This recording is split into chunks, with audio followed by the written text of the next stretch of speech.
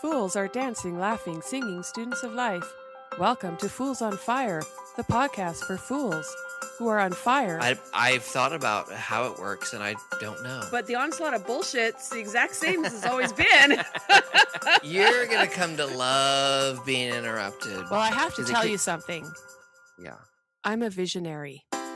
Well, it sounds like it. I am. I'm a fucking visionary. It's from the ADD. I've had the easier job here. You got to give it up. That's what this is all about. You got to give. Welcome to Fools on Fire, where flawed, fanciful folks have fierce fun trying to fan the flames of fearlessness. Join us, fools.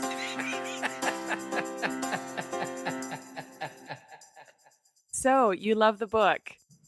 Good morning, friends. I'm just going to jump in here really quick and interrupt this podcast to let everybody understand what we are doing here at Fools on Fire for Season 2. Season 2 is going to be focused on a particular book called The Happiness Hypothesis by Jonathan Haidt. And each episode, Lisa and I will be discussing a different chapter from the book. The episode that you're about to hear is a discussion about chapter 1 called The Divided Self. And you're going to hear our take on things. You have to read the book yourself. You know, you have to go to the source if you want to know the real deal, obviously. But we've read the chapter, and we're going to discuss our take on things as Fools on Fire. We're going to share our personal experiences. We hope you enjoy it. We hope our take and insight on things from the chapter is helpful to you. And our goal is to have a great time learning about ourselves, learning great new ideas that can help enrich our lives and make us the biggest fools we could possibly ever hope to be. Oh, and if you want to buy the book, you can purchase it from Amazon.com. There is a link on our website, foolsonfire.com.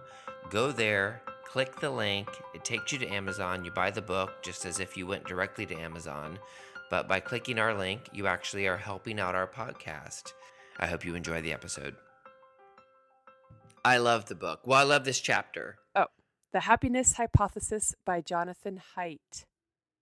Yes, Jonathan Haidt. Better than hate. Yeah, we much prefer Haidt over hate.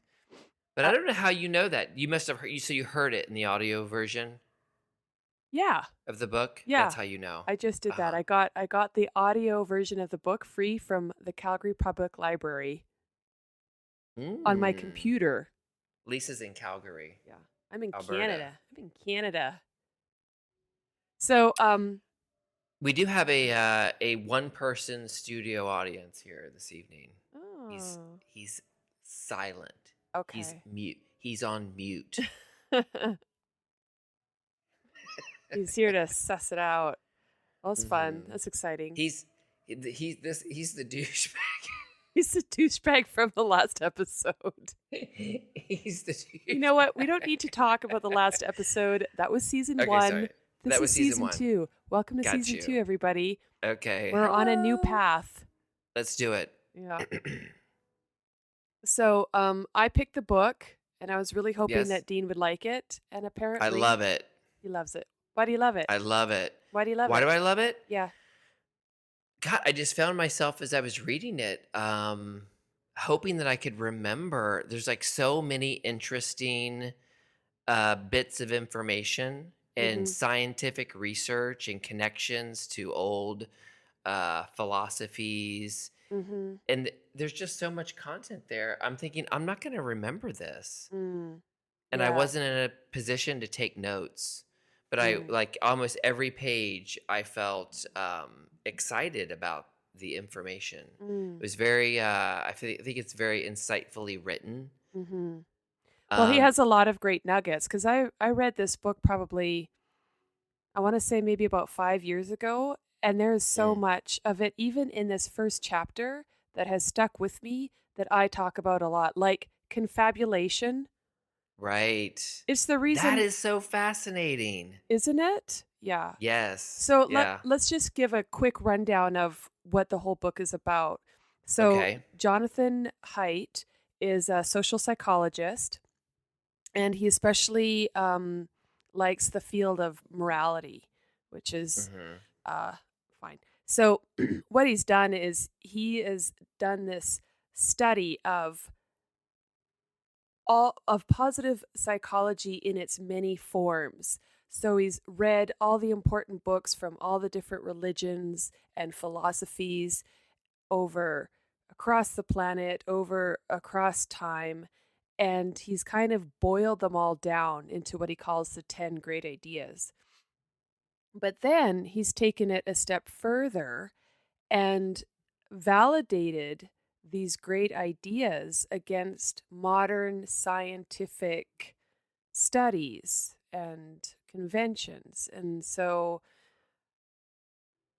what's so interesting to me about that is, like often religion is about like you have to believe something, or philosophies are you have to, you have to adhere to a certain philosophy.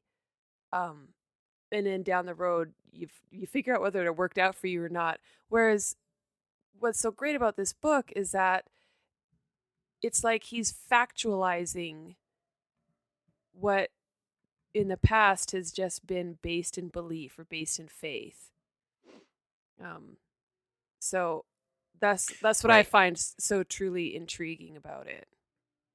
Right. Well, he talks about, I believe, in the introduction about identifying these 10 most important facts Mm-hmm. or truths. Mm-hmm. But he does qualify it, and he talks about they're not necessarily the 10 most discussed or even most important or the ones that show up most often. He's also looking for coherence, Mm-hmm. like which 10 build upon one another, Mm-hmm. from beginning to end. Right, and also just to for the sake of clarity, there are 10 great ideas about happiness and finding meaning and purpose, right? What should I do? How should I live? Who should I become?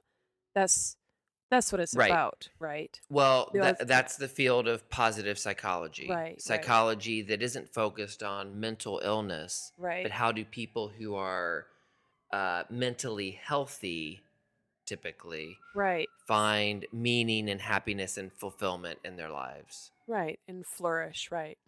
Flourish. Flourish, baby. Mm-hmm. So, yeah. So if I just go to the what's going on over there, Dean? Are So they I'm after just you? thinking. Oh, can you hear I the? can. You I can can hear hear the the sirens. sirens. Yeah, yeah, yeah. No, they're not after me. Oh, okay. But one of the fundamental truths that he talks about in the book, which really lays the whole foundation of the first chapter, Mm-hmm. and also relates to more traditional forms of psychology like Freudian or Jungian or other areas of psychology, is he talks about how the mind is naturally divided, Right. which is the title of the first chapter, Mm-hmm. which is the one that we're going to talk about. But Right.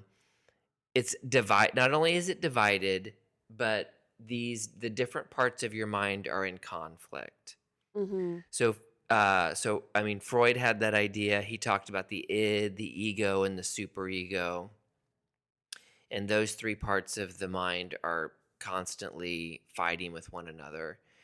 And that's a basic truth throughout this book that he mentions. Also, I think in the Mm-hmm. introduction, Yeah. Yeah.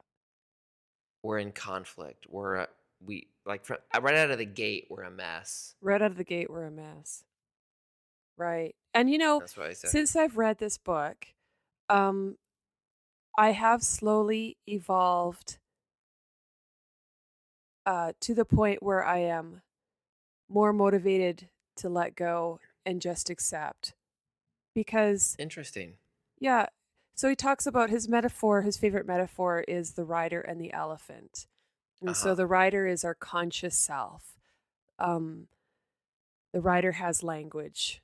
And the elephant is our everything else. It's our body, it's our autonomic,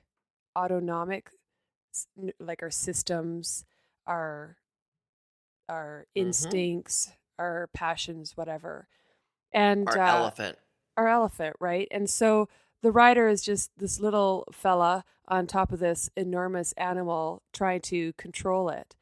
Uh, but what's interesting is that I was so enthralled with the book that I would seek out, TED Talks or podcasts featuring Jonathan Haidt, and one interesting thing that he has said is that he regrets a little bit um, that he didn't include the path, right? You have the rider and you have the elephant, but the only reason they're in conflict is because they want two different things at times, right? The origin of their conflicts is that they want two different things.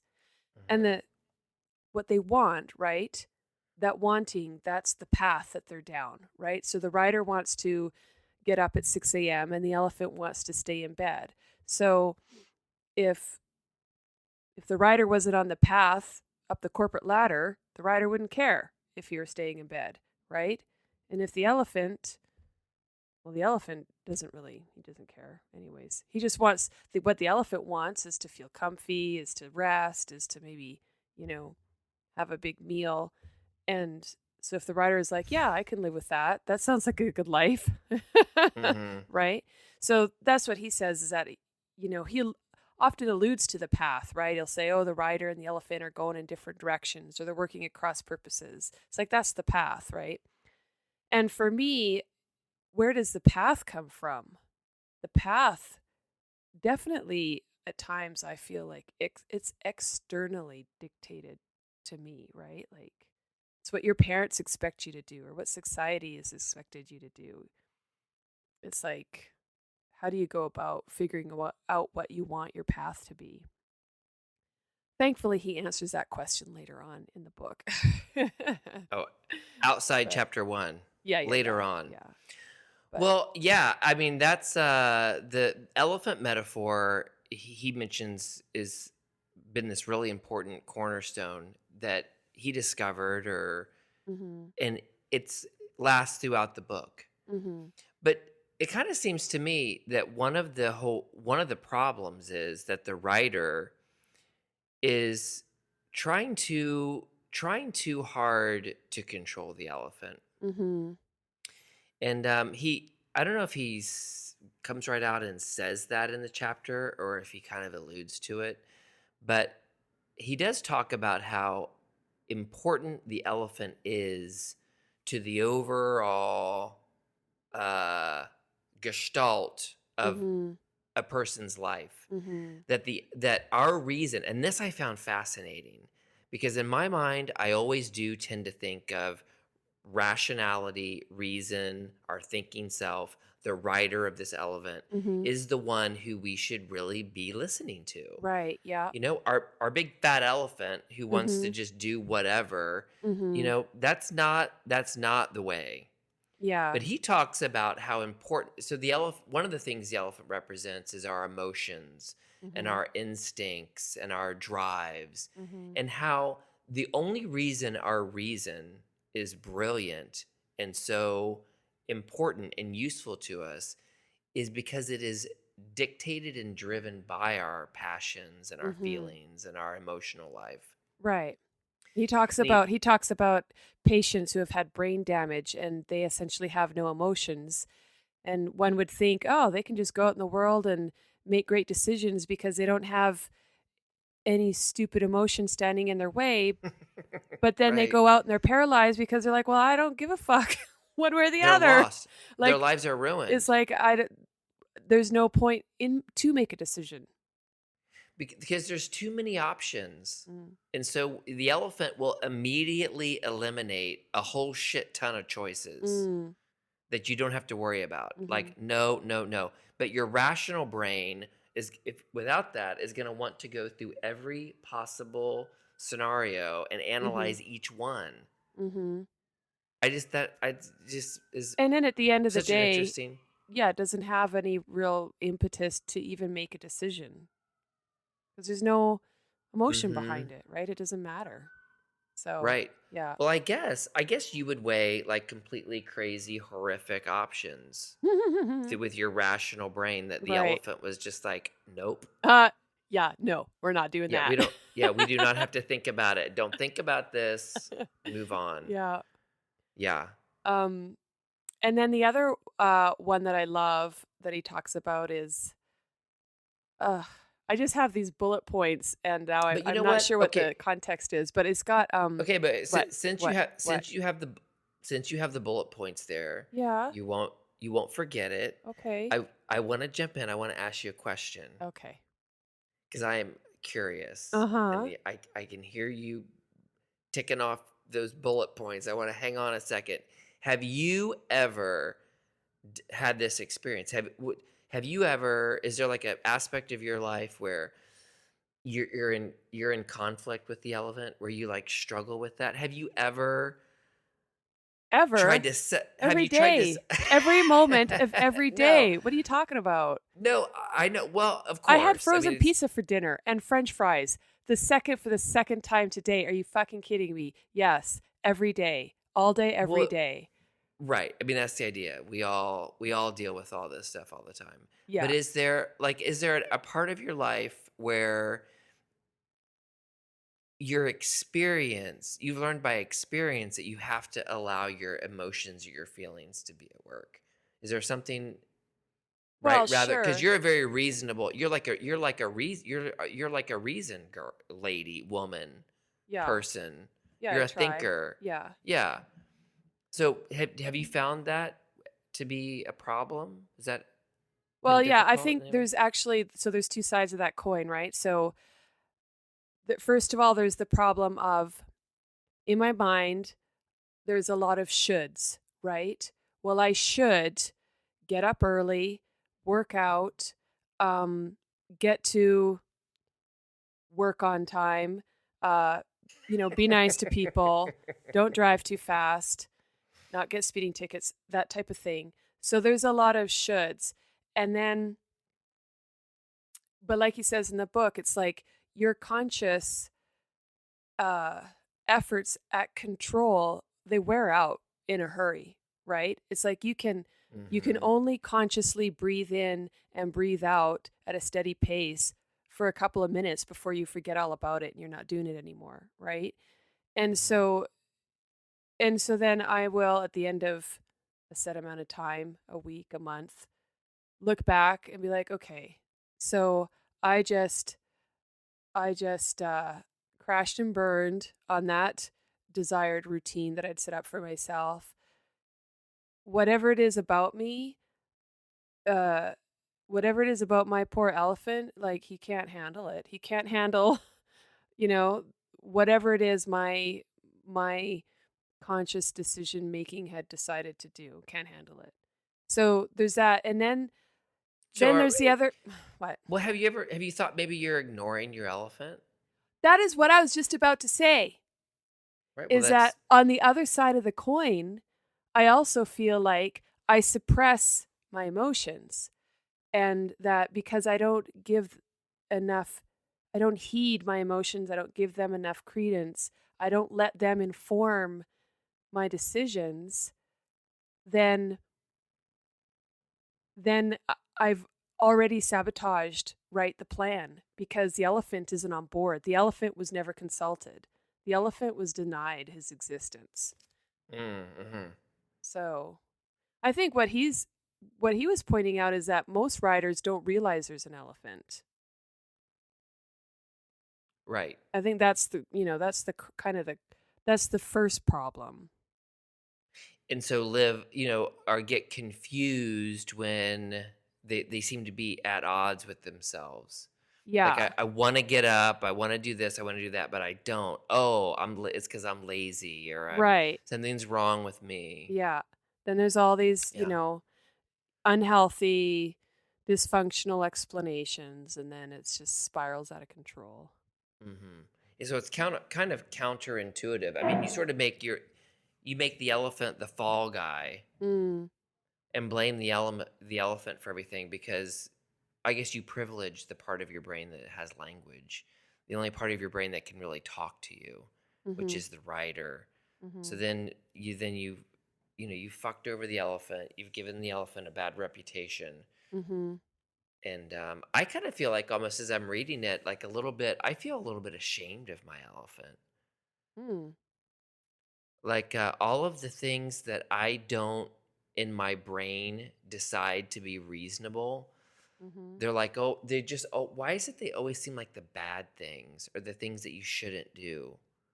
Mm.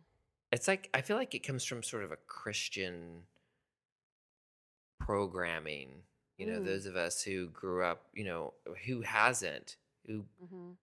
who who is born and raised in this country and hasn't like been Mm. some little Guilt tripped. software program. Yeah, Yeah. guilt tripped, or it's got to be this, got to be that. Things about sex, things about Mhm. God, anything Well, fun, and anything fun. success too, Uh right? huh. Right. And that's what at the very beginning of this little repartee is what I was talking about is that these directions seem like they're external guidance, right? Like, what am I saying? I don't remember what I was saying. Well, I the remember what directions. I don't like at the beginning. Just never mind.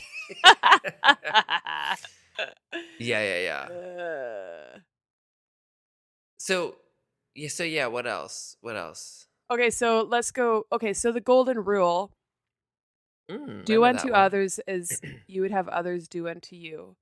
Mm-hmm. So he says that is a common tenet in all religions, right? That's in this chapter. I missed that. No, Okay. he just mentioned it, and I can't remember in what context.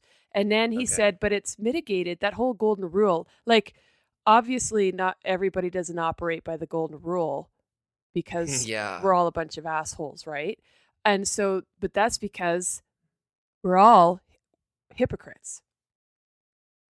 God, that's exactly what I had tweeted about that, and I'm Yeah. using my tweets to remind myself Yeah. of what I thought was interesting. Yeah, we're all hypocrites. Yeah. I'm not sure why did he say that? I liked it. It's provocative, but what is that about? Why are we all hypocrites? Well, he talks a lot more about it later on in the book. We're hypocrites Okay. because it's well, if you go back in evolution, I guess, right? It's like, Let's go back. well, you got to look out for number 1. At the kernel in the core of our being, Oh, I remember. right? Yeah, yeah, We got yeah. to look out Uh-huh. for number 1. We got to survive. If we don't survive, we're no good to anybody, right? Well, And so it's like mhm. if it's between you and me, the answer is me.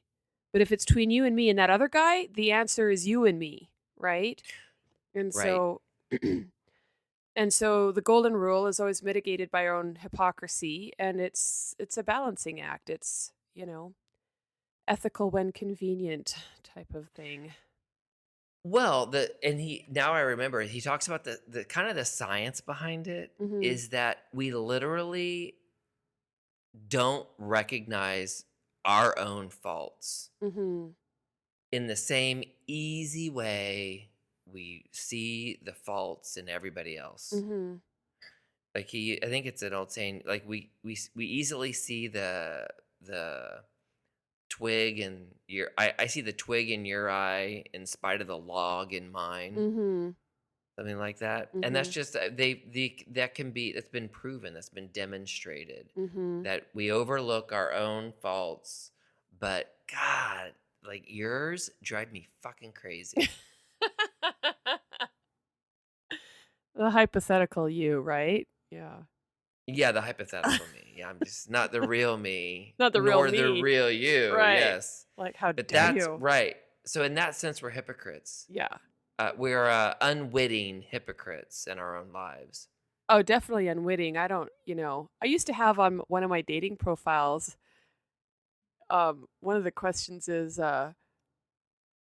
what what is what is some secret that you don't tell very many people or some whatever? And I said, I just read this book and I said, I'm a selfish hypocrite and so are you. Nice. Eh, That's sexy. yeah, That's isn't how it that's how though? you get a second date. But yeah. So, But in all honesty, that is like that's someone who gets that, I would imagine, is ready for a healthy long-term relationship. I mean, because then at least you've got a chance to mitigate it. You can mhm, say, okay, wait a second. I'm constantly annoyed by this other person. That's just because of, millions of years of evolution. mm, You have a chance to check yourself mhm, and say, wait a second. I'm probably I'm probably being a asshole is what's happening mhm. more than likely. Here, I found the paragraph, so I can just read it. So, Oh yeah, let's do that. um, Mm. well, I'm trying to find Weigh a in. lot. Yeah, weigh in. Okay, Just so jump he in. said one is the golden rule of. This is an example of what I don't know. We'd have to go too far back in the page, so forget it. But he says one Yeah. is the golden rule. Reciprocity is the most important tool for getting along with people. Mm. I'll show you how you can use it to solve problems in your own life and avoid being exploited. Oh, that's handy. Right. Have reciprocity used against you. Mm.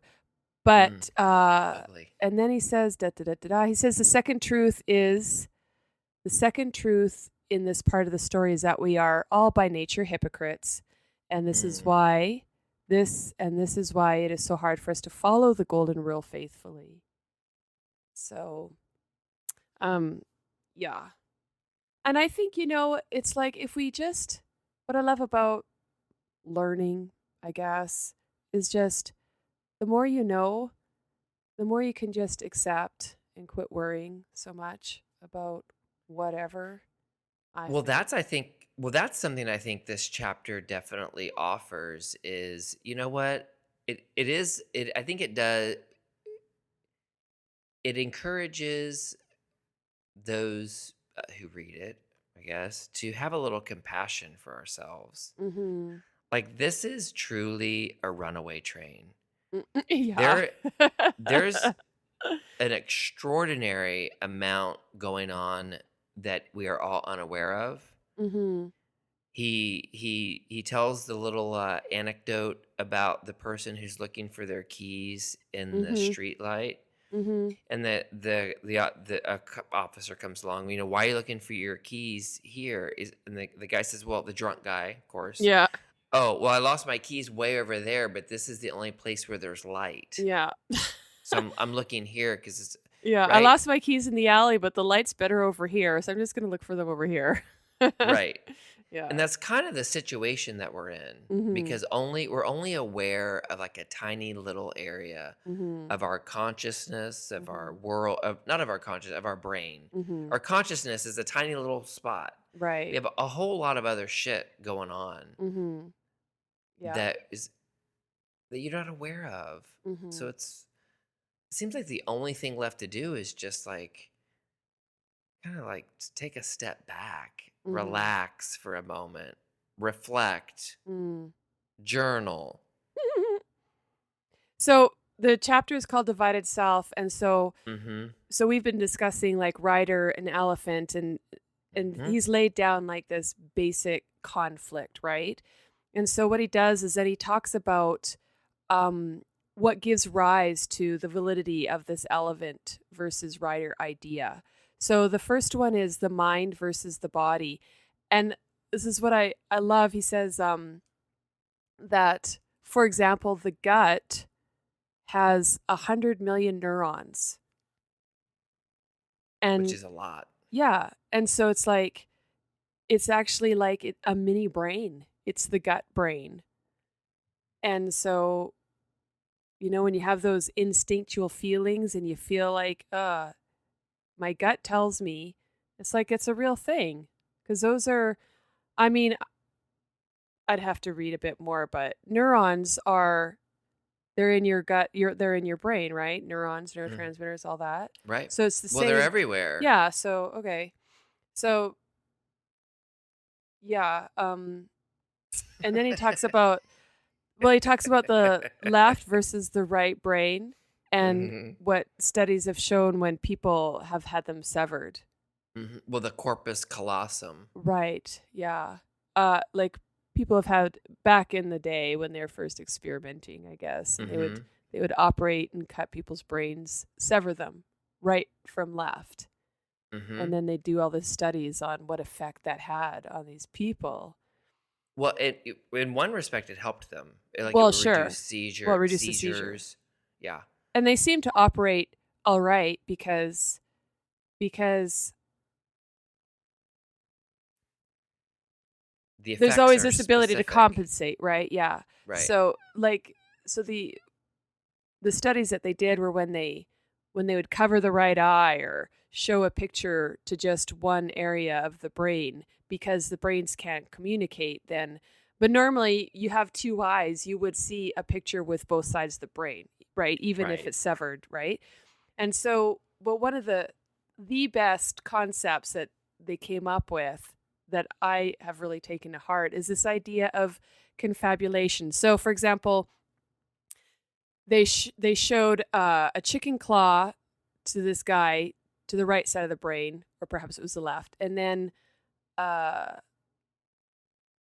a shovel on the other side of the brain, and then I can't remember all the details, and then the guy is like, well, something about a chicken and then something about I don't know. Now I totally fucked up the example. But the point is that he didn't have a good reason. There was no reason. What am I trying to say? He just made shit up. That's the point. He had a feeling, like he had knowledge, but he couldn't explain it. He couldn't say, I don't know why I point at the picture of the shovel when you do I don't know why. He didn't say I don't know why. He just said, "Oh, well, of course I need the shovel to clean out the chicken shed." He just made shit up. That's what people do. And it's infuriating. Ever since I read that, it's infuriating. And I try so hard to not do it myself. When people are like, "Oh, well, how come you don't want to do that?" I've just started saying, "I don't know. I just don't." I can't explain it. I don't, it's irrational. I admit it. It's irrational. I don't have any good reasons because hmm I know it's like, I don't. And if I gave him a reason, it probably isn't true. And now I suspect that out of other people. It's like when they're like, I don't want to, blah, blah, blah. Well, why? Blah, blah, blah. I'm like, whatever. You don't even know. You don't know what you're talking about. Well, right. But my take on that was that what he's talking about with confabulation is exactly what we are doing right now. I mean, I almost feel like maybe I take it too far. Maybe I'm taking it too far, but if you take it all the way and operate under the assumption that how do you know anything, then what what all of this is, what these ideas are, what the things that please us or the ways of living in the world that are useful to us are just that. They're tools. They're things that work or they're things that don't work. But to one degree or another, how do you know anything isn't confabulation, right? And it doesn't matter that you don't know that it's confabulation. No, I don't agree with what you're saying. The, his use of the word confabulation is in relation to making up reasons for why you're doing what you're doing or why you feel the way you feel. I Right. mean, you and me analyzing a book is not confabulation. We're not just making stuff up, Mm. right? Mm-hmm.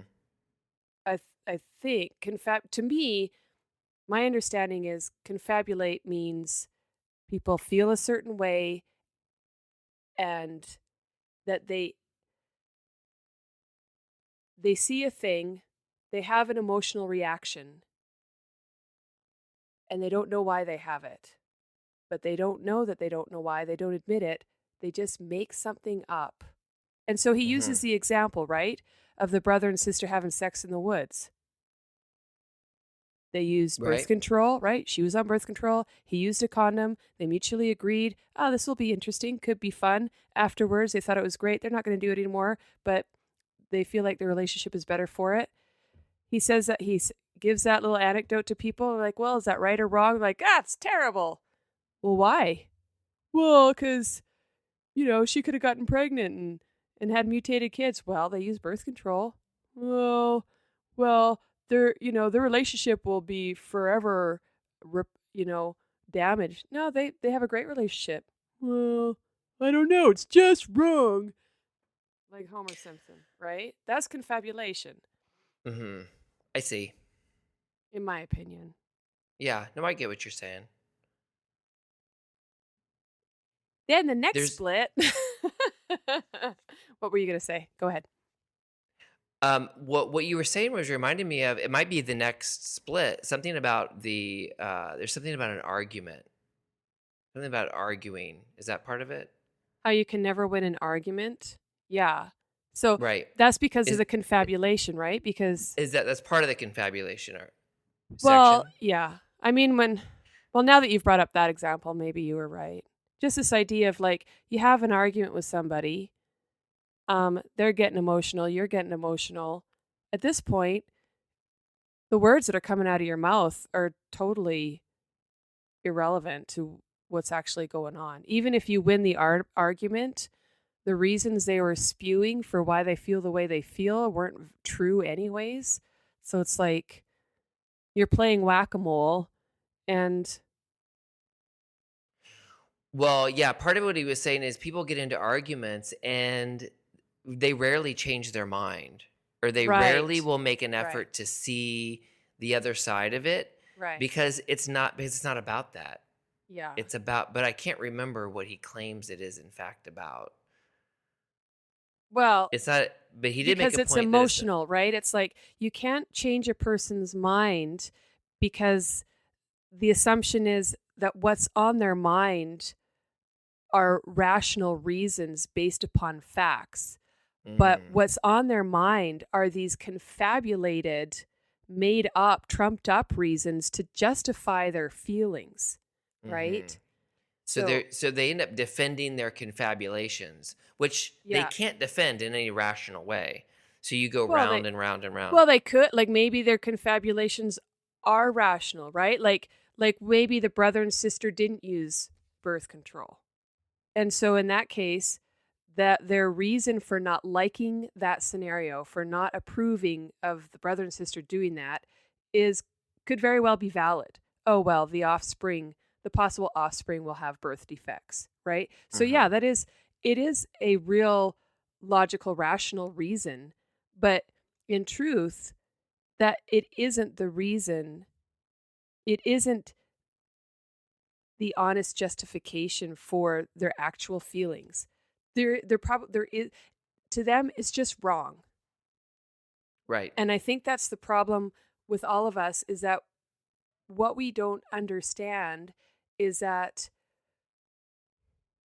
we just we have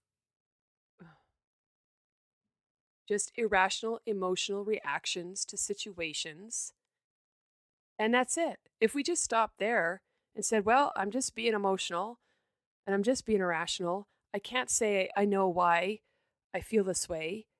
So I'm just going to stop. I'm not going to act out, right? I'm not going to act out on how I feel. I'm just going to sit here with my feelings, whatever." But no, that's not how people are, right? They're like, "Oh yeah, well, punch you in the face or, take away your health care or whatever," right? So, But I really liked. I mean, it goes back to the part of it that was actually kind of a. It felt like a relief and an inspiring part of the whole chapter, where he talks about that is the brilliance. That is what lends the brilliance to our reason, mm, right? Without that irrational side of ourselves, whatever little confabulator mhm, lives inside of us, mhm, without that, we have nothing. It's like the thorn. It seems like a thorn in your side mhm. a lot of the time because I think we all fight with it. Yeah, they named it But the without it, interpreter module. The interpreter module. mm, Yeah. but without it, he was trying. He at one point he was trying to make the point that without it, we're we brought it up before, but without it, we're we're at a loss. Our We're like reason Pavlov dog. is We just respond to stimuli without that hmm interpretation, right? So right. yeah.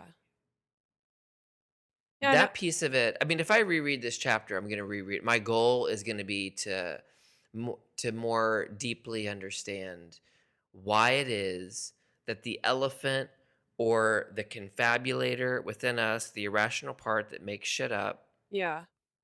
that's guided by our, the part of us that gets all like flipped out in an argument, Mhm. why that part is the key to our rational brilliance Mm. because it seems so counterintuitive. Mm. Well, it offers the drive, right? Like what's the point of being rational if you don't have any If you don't care about anything, Yeah. Yeah. you have nothing to be. Because I'm pretty passionate about being rational. Ha! Interesting. I think maybe both of us are just hyper driven to control the elephant. Mm. Whip that fat ass into shape. Ha! Yeah. I love elephants though. Aw. They're they're so. Oh, what in that part of the book where he's talking about how freaked out he got on the horse Yeah. that was like like he was scared the horse was gonna walk off the cliff Right. Unless he and made it fall off. turn left. By the time Right, he figured out how to make it turn left, the horse was like, "What are you, stupid? Like, I don't want you to think fall off the cliff any more than you do." right. So Yeah. it's so I feel like that's part of it. Like turn like let the reins ease up on the reins. Right. Yeah. Your elephant. Oh, here's the other point. Your elephant is the product of millions and millions of years of evolution. Right. The program that runs your elephant has gone Mhm. through thousands and thousands of revisions and iterations. That's Mhm. why it works so well. Right. That's why your elephant is a big fucking huge behemoth and Mhm. the rider is a tiny little whining ass bitch.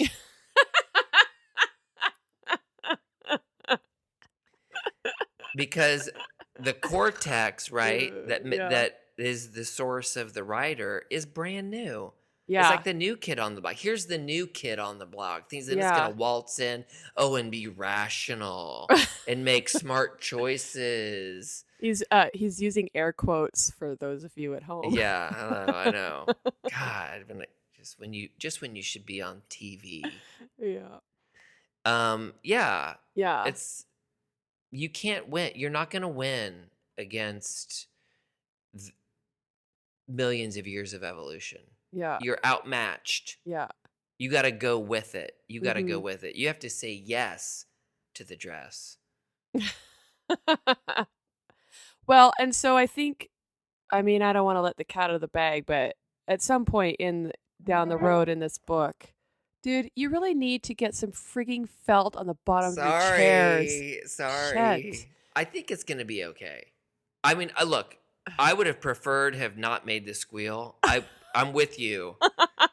But I really don't think, first off, if anybody ever listens, they're not going to mind. It's just me. It's late. I'm irritable. I'm just trying to get my point Oh, across. No. oh Oh no. no. She's going to be Poor, irritable poor trying to get her me. point across. All Listen, right, he get your point starts across. talking This is your about last shot. later on down the road meditation.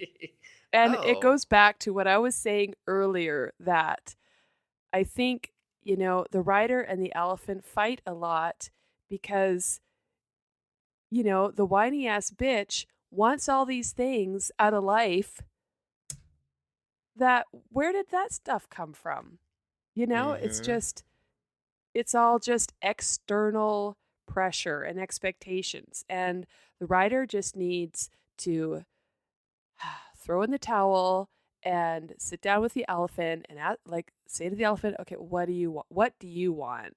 Where do you want to Seduce, go? What do you want to do? seduce What do you want to the do now? elephant. Yeah. You got to make love to the elephant. Oh God. You got to love the elephant. Whatever. You got to you got to take the elephant, you got to caress its trunk. No. No. No, okay. No. All right. because that's No. implying that the rider is still trying to get the elephant on board with the rider's path. And Well, what that's I'm not saying, how I make love. When I make love to an elephant, I'm accounting for what the elephant wants. are you? I'm giving up a little. I'm saying I'm Okay. not going to be, this is going to be, we're talking about Okay. reciprocity now. Well, You got to you gotta talk. You have to talk to your elephant. You have to. No.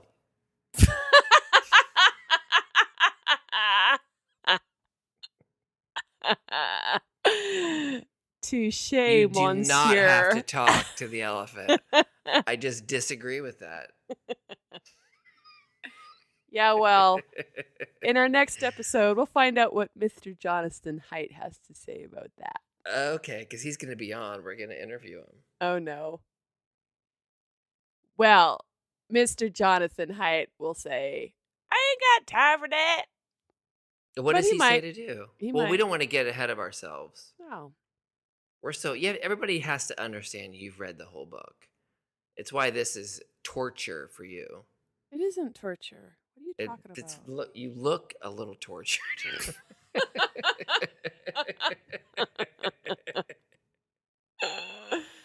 I'm gonna put up a. You look like you've been trampled by a fucking elephant. No, I'm kidding. I'm kidding. I'm kidding. I'm just joking. He's just showing off for his little friend over there. For Vic. Say hello, Vic. That was Vic, everybody. Thank you, Vic. Thanks for that. You know Vic. what? You know what? In Lisa's mind, you've just gone up like a whole notch. She likes her men quiet. Oh, shit. Shh. Don't speak. Don't speak. Don't speak.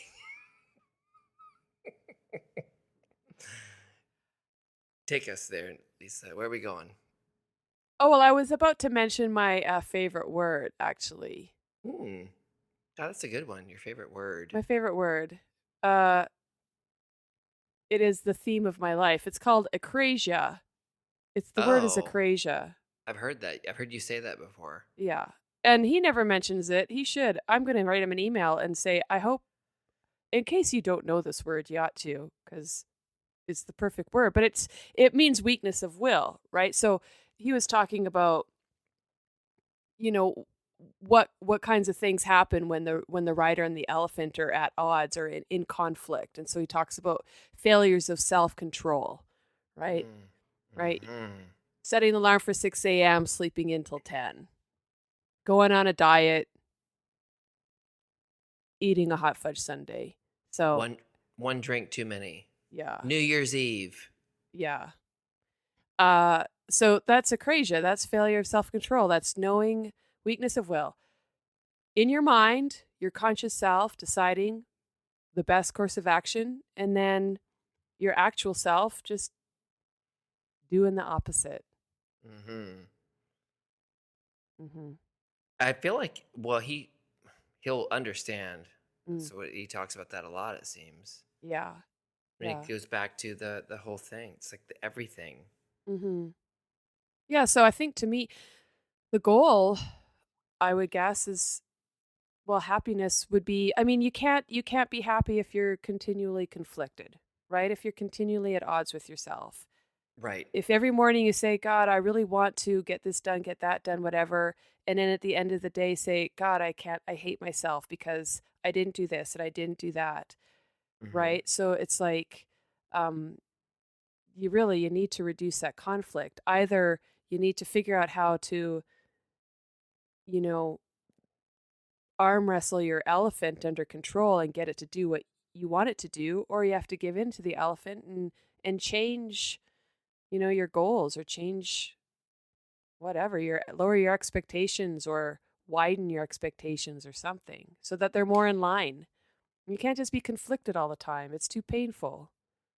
Have you ever thought that if that's ever happened to you, where you say you're going to do this, you're going to do that, you're going to do the other thing, and it doesn't happen, do you ever just then assume, well, I guess I don't want to do those things?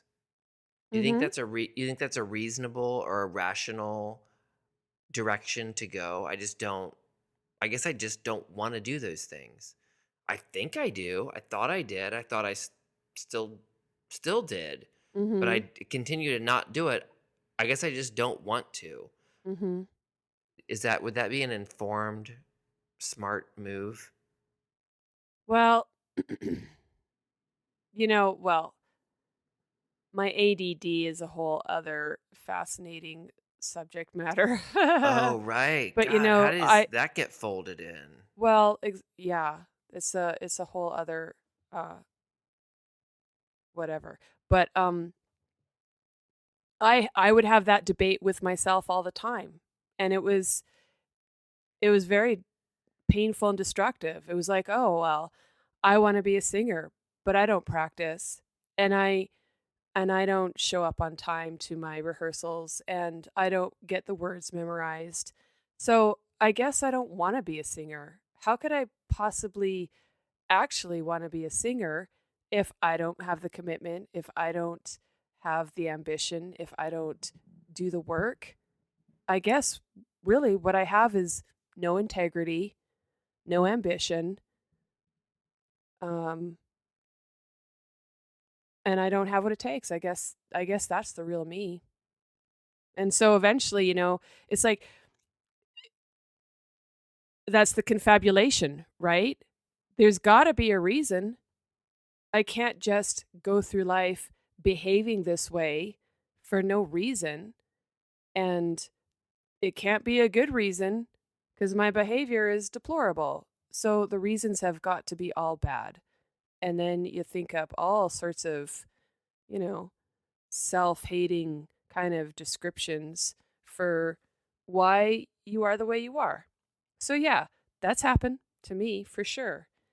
Um, so if you say, is that valid? I think it's possible. In my case, it wasn't.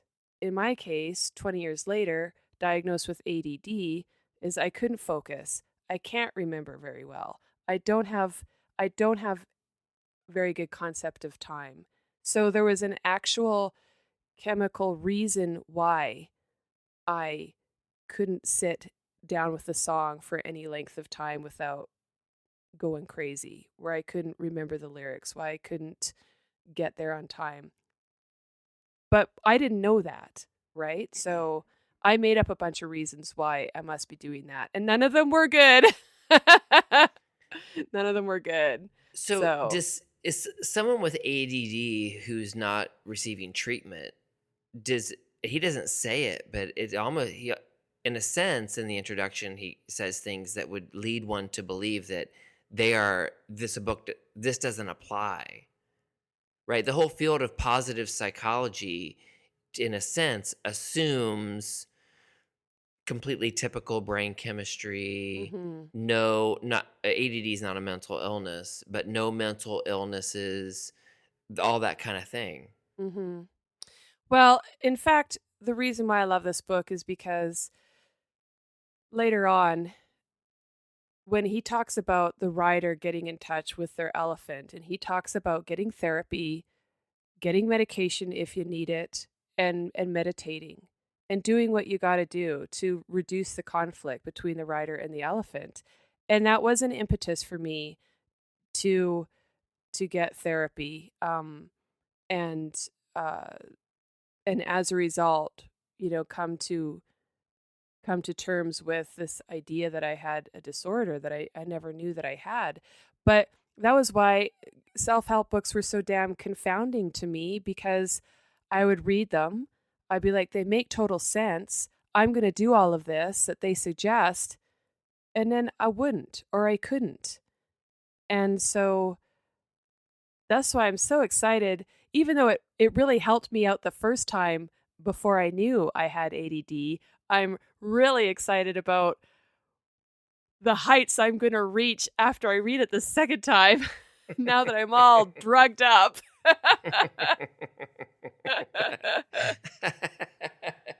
Woo-wee! Watch out! Watch me now. Oh, I said, watch out, world. Here comes one fool. Yeah. Yeah, kind of what you're saying kind of also reminds me God, there really is so much in this chapter.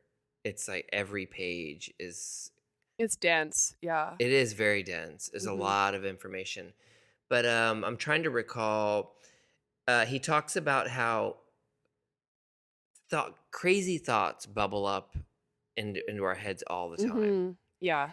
And he's diverging really from more classical ideas around psychology that say, oh, those mean something. He Mm. says, no, they're bubbling up all the time. The ones that you remember and take on are just the ones that shock and scare you. Mm. Mental intrusions. Yeah. And how they've done studies where if you have certain thoughts or ideas running through your head, regardless of whether they're planted Mhm. in you Mhm. in a lab Mhm. or you think of them yourself, they absolutely influence your actions and your behavior, Mhm. right? Mhm. So the experiment where they're given a set of words and they're all very they're about aggression or confrontation, Mhm. and those people when they witness someone behaving rudely tend to be aggressive. Mhm. The same people given a set of words that are about politeness or being more Respectful. respectful Mhm. behave differently in the same situation. Mhm. So it's scientific proof that the shit you say to yourself Mhm. or the people you surround yourself with, Right. Yeah. what do they say to you? Are they Mhm. saying positive things? Are they being kind and supportive? Mhm. Shit, the books that you read, Mm. The fake everything, news. The fake news that you read. right? Check out Everything episode 1. around you. Yeah. Episode 1, season 1. Yeah. Season 1. Um, everything around you influences your very behavior, which is Mhm. just kind of shocking to me. Hmm. I Why would is? tend to think, Yeah. I would tend to think I'm a polite person. Mhm. Let's say hypothetically. Okay, I'll buy that for a minute for the sake of argument. Well, okay, forget about me. I know No, I'm people. kidding. Just you're a polite person, and therefore what? Well, What? I know. No, I want to use somebody else. I know people who are kind, considerate people. I have a hard time believing if I give them some words that are all about aggression or being, rude, that all of a sudden they're going to behave that way, or Mm. even maybe slightly more that way, or even Mhm. if provoked. But maybe I'm wrong. Maybe I'm confabulating right Hmm. now, live and in person. Yeah. Well, and in fact, when I was reading that, it did strike me as kind of amazing because it's it kind of denies this idea of a strong moral fiber, right? It's like how how wishy-washy must you be that some little word game can influence you to behave a certain way 5 minutes later, Right. right? Like Yeah, I it know. is amazing, and yeah. And I kind of wanted to not believe that was so true. But Well, it brings up a but the conversation we've had in studies the show, past. so it's Right. got to be true. It's got to be true. But there are also studies that show we have no free will, which is a conversation we've had, which is not in this chapter. But I'm just throwing it out there. Yeah. So we're coming up on an hour. Alrighty. Well, I think we beat this dead elephant long enough. That's chapter 1, y'all. I can't, I can't believe how fast an hour goes Yeah. And I every can't believe time. that you you all asked me questions. See, this is what you do. This is why I love you. You ask me questions. You get me talking. You know I like it, but we didn't hear much about you. See, this is what you do. You deflect. Come No, on I now. didn't do that. No, I didn't do that. I, in fact, only asked you one question. Mm. No, that's the God. That can't be true, and I can't lie about it because it's all on. It's all been recorded. All right. Well, we're going to hear more about the inner workings of your whatever. Interiors. Yeah. We're gonna see more of my interiors next time. Yeah, next chapter. You don't want to miss it. No, you don't. I've had a glimpse. I like it. All right, awesome. Okie doke. Okay, well, thanks, Dean. Good Thanks, talking to you as Lisa. usual. Okay. Okay, bye. Bye.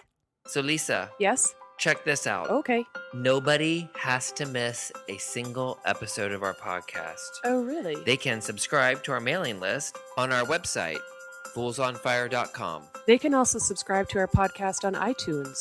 Search Fools on Fire.